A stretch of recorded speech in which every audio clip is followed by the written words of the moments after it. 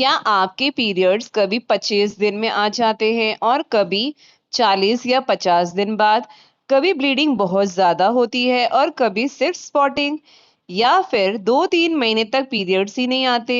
अगर ऐसा हो रहा है तो इसे नॉर्मल समझकर इग्नोर मत कीजिए, क्योंकि इर्रेगुलर पीरियड्स कभी-कभी सिर्फ लाइफस्टाइल चेंजेस की वजह से होते हैं, लेकिन कई बार ये पीसीओएस, थायराइड, हार्मोनल इम्बैलेंस या किसी और मेडिकल कंडीशन का भी सिग्नल हो सकते हैं।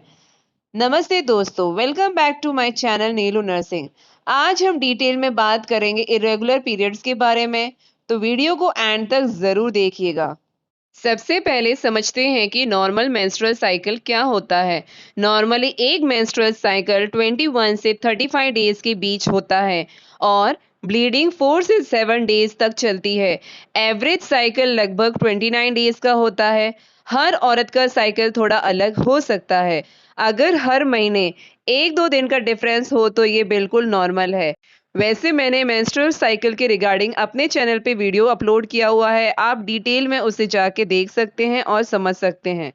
लेकिन अगर पीरियड्स 21 दिन से पहले आ जाए, 35 दिन से ज़्यादा डिले हो जाए, हर महीने साइकिल का गैप बहुत ज़्यादा बदलता रहे, ब्लीडिंग बहुत हैवी या बहुत लाइट हो, 3 महीने तक पीरियड्स ही ना आए, पीरियड्स के बीच ब्लीडिंग या स्पॉटिंग हो, तो इसे इरेगुलर पीरियड्स या इरेगुलर मेंस्ट्रुएशन कहते हैं। चलिए कुछ एग्जाम्पल्स से समझते हैं। पीरियड्स 21 दिन से पहले या 35 दिन के बाद आना, लगातार 3 पीरियड्स मिस हो जाना, ब्लीडिंग बहुत हैवी या बहुत कम होना, ब्लीडिंग 7 दिन से ज़्यादा चलना, हर साइकिल का गैप बहुत अलग होना, जैसे एक बार 28 डेज, फिर 38 डेज और फिर 29 डेज।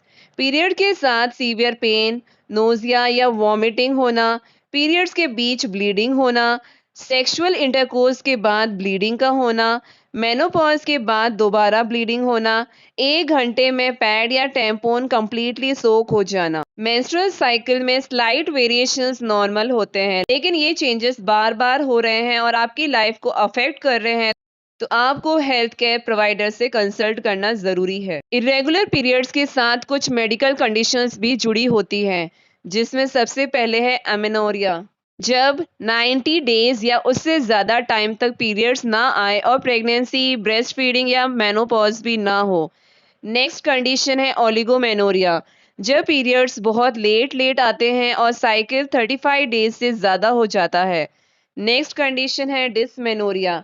इसके रिगार्डिंग मैंने एक वीडियो अपने चैनल पे अपलोड किया हुआ है, आप जाके उसे देख सकते हैं। डिसमेनोरिया का मतलब होता है बहुत ही पेनफुल पीरियड्स जिसमें सीवियर क्रैम्प्स होते हैं। एबनॉर्मल यूट्राइन ब्लीडिंग, पीरियड्स के बीच ब्लीडिंग, बहुत हैवी ब्लीडिंग या प्रोलॉन्ग्ड ब्लीडिंग भी हो सकती है। ये सारी कंडीशंस किसी अंडरलाइंग हार्मोनल, स्ट्रक्चरल और मेडिकल प्रॉब्लम का सिग्नल दे सकती है, तो अर्ली डायग्नोसिस और प्रॉपर ट्रीटमेंट से आप इन प्रॉब्लम्स को इफेक्टिवली मैनेज कर सकते हो। अब सबसे इम्पॉर्टेंट क्वेश्चन आता है कि पीरियड्स इरेगुलर क्यों होते हैं। इसके बहुत सारे रीजंस हो सकते हैं, जिसमें पहला रीजन है मेडिकल कॉजेज। मेडिकल कॉजेज में सबसे पहले है पीसीओएस। इसके रिगार्डिंग भी मैंने एक वीडियो अपलोड किया हुआ है अपने चैनल पे, आप डिटेल में उसे वहां जाके देखकर समझ सकते हैं। पीसीओएस ये इरेगुलर पीरियड्स का सबसे कॉमन कॉज है। इसमें ओवरीज प्रॉपरली एग रिलीज नहीं कर पाती, जिससे पीरियड्स इरेगुलर हो जाते हैं। इसके कुछ सिम्टम्स जैसे कि weight gain, acne, hair fall, facial hairs या फिर difficulty in conceiving. Next condition है थायराइड डिसऑर्डर्स। चाहे थायराइड कम हो या ज़्यादा, दोनों मेंस्ट्रुअल साइकिल को अफेक्ट करते हैं। नेक्स्ट है एंडोमेट्रियोसिस। इस कंडीशन में यूट्रस की जो लाइनिंग होती है, उसके जैसा ही टिश्यू यूट्रस के बाहर ग्रो करता है। इससे सीवियर पेन और एब्नॉर्मल ब्लीडिंग भी हो सकती है। इसका नेक्स्ट कॉज है पेल्विक इन्फ्लामेटरी डिसीज। ये फीमेल रिप्रोडक्टिव ऑर्गन्स की बैक्टीरियल इन्फेक्शन होती है। इसके कुछ सिम्टम्स जैसे कि foul smelling vaginal discharge, pelvic pain, fever या इरेगुलर ब्लीडिंग। इसका नेक्स्ट कॉज है प्री मैच्योर ओवरियन इनसफिशियंसी। 40 साल से पहले ओवरीज का प्रॉपर फंक्शन बंद होना। नेक्स्ट है bleeding disorders. Blood clotting disorders की वजह से भी हैवी ब्लीडिंग हो सकती है। इसका नेक्स्ट कॉज है यूट्राइन फाइब्रॉइड्स, पॉलिप्स या ओवरियन सिस्ट। ये यूट्रस और ओवरीज की प्रॉब्लम्स इरेगुलर ब्लीडिंग का रीजन बन सकती है।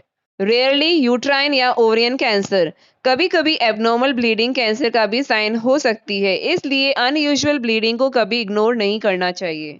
लाइफस्टाइल कॉजेज में है stress, anxiety, sudden weight gain, sudden weight loss, crash dieting करना, poor nutrition, excessive exercise, long distance running, lack of sleep and viral illnesses. इसके कुछ अदर कॉजेज है जैसे कि pregnancy, miscarriage, ectopic pregnancy, breast feeding, birth control pills start या stop करना, steroids, blood thinner medicine, uterus या ovaries की सर्जरी। अब बात करते हैं इरेगुलर पीरियड्स के सिम्टम्स की। याद रखिए, हर औरत के सिम्टम्स अलग होते हैं। कुछ औरतों को सिर्फ पीरियड्स लेट आने की प्रॉब्लम होती है, जबकि कुछ को हैवी ब्लीडिंग, सीवियर पेन या प्रेगनेंसी कंसीव करने में भी डिफिकल्टी हो सकती है। इसका सबसे पहला सिम्टम है पीरियड्स का जल्दी आना या लेट आना। ये इरेगुलर पीरियड्स का सबसे कॉमन सिम्टम है। नॉर्मली, जैसे कि आपको मैंने बताया है, मेंस्ट्रुअल साइकिल 21 से 35 डेज के बीच होता है। अगर पीरियड्स बार बार 21 दिन से पहले आ जाए या 35 दिन से ज़्यादा डिले हो जाए तो इसे इरेगुलर साइकिल माना जाता है। नेक्स्ट साइन है मिस्ड पीरियड्स। अगर प्रेगनेंसी नहीं है और फिर भी लगातार 3 महीने तक पीरियड्स नहीं आए तो ये नॉर्मल नहीं है। इसके पीछे hormonal imbalance, PCOS, thyroid disorder, excessive exercise या स्ट्रेस भी हो सकता है। Next symptom is heavy bleeding. अगर ब्लीडिंग इतनी ज़्यादा हो कि हर 1-2 घंटे में पैड या टैम्पॉन चेंज करना पड़े, बड़े ब्लड क्लॉट्स निकल रहे हो या ब्लीडिंग 7 दिन से ज़्यादा चले तो इसे हैवी मेंस्ट्रुअल ब्लीडिंग कहते हैं। इससे बॉडी में आयरन की कमी यानी अनीमिया भी हो सकता है। नेक्स्ट है बहुत कम ब्लीडिंग या सिर्फ स्पॉटिंग का होना। कुछ औरतों में सिर्फ हल्का ब्राउन डिस्चार्ज या कुछ बूंदे ब्लड की आती है। ये भी हार्मोनल इम्बैलेंस या ओवुलेशन की प्रॉब्लम्स का साइन हो सकता है। इसका नेक्स्ट सिम्टम है ब्लीडिंग बिटवीन पीरियड्स।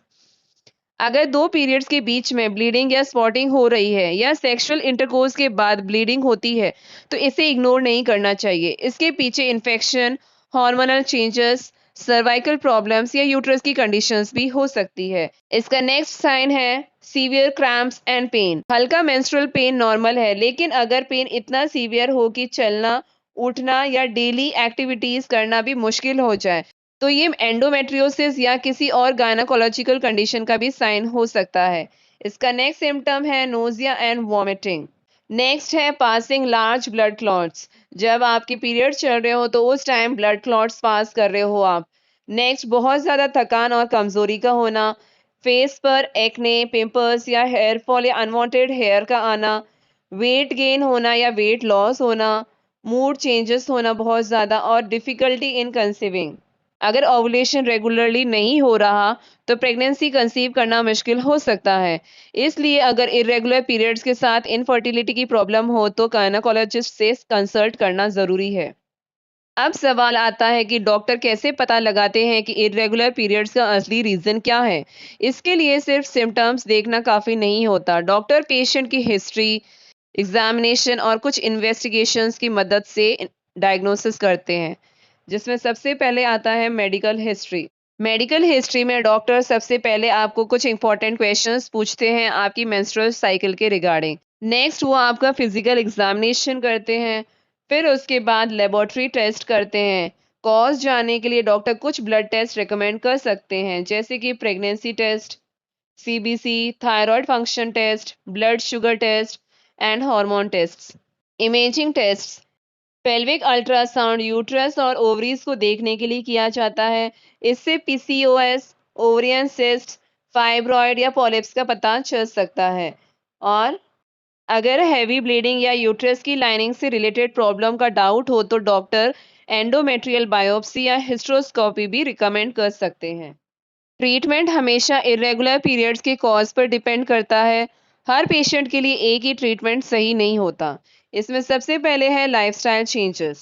अगर स्ट्रेस, वेट चेंजेस या अनहेल्दी लाइफस्टाइल रीज़न है तो लाइफस्टाइल इम्प्रूव करने से ही पीरियड्स रेगुलर हो सकते हैं, जैसे कि बैलेंस डाइट खाएं, रोज़ 30 से 45 मिनट एक्सरसाइज करें, हेल्दी वेट मेंटेन करें, 7 से 8 घंटे की अच्छी नींद लें, स्ट्रेस कम करने के लिए योगा, मेडिटेशन या डीप ब्रीथिंग एक्सरसाइज भी कर सकते हैं। नेक्स्ट ट्रीटमेंट ऑप्शन है मेडिसिन। ये डॉक्टर की एडवाइस से ही लेना चाहिए। डॉक्टर ज़रूरत के हिसाब से मेडिसिन प्रिस्क्राइब कर सकते हैं।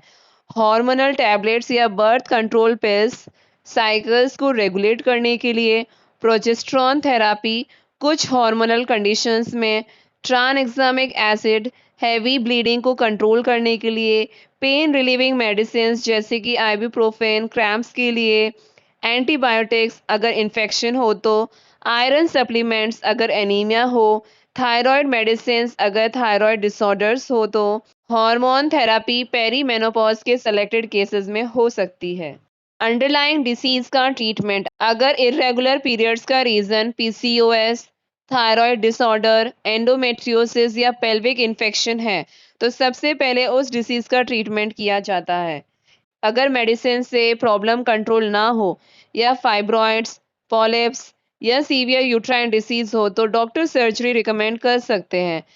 इनके ऑप्शंस में शामिल है एंडोमेट्रियल एब्लेशन जिसमें यूट्रस की लाइनिंग को डिस्ट्रॉय किया जाता है हैवी ब्लीडिंग को रोकने के लिए।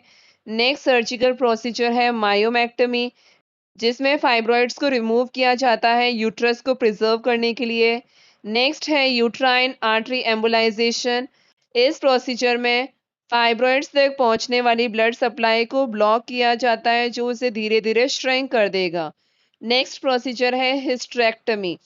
इसमें यूट्रस ही निकाल दिया जाता है बहुत ही सीवियर केसेस में। इम्पॉर्टेंट मैसेज आपके लिए, बिना डॉक्टर की सलाह के हार्मोनल मेडिसिन या पीरियड लाने वाली टैबलेट्स कभी भी ना ले।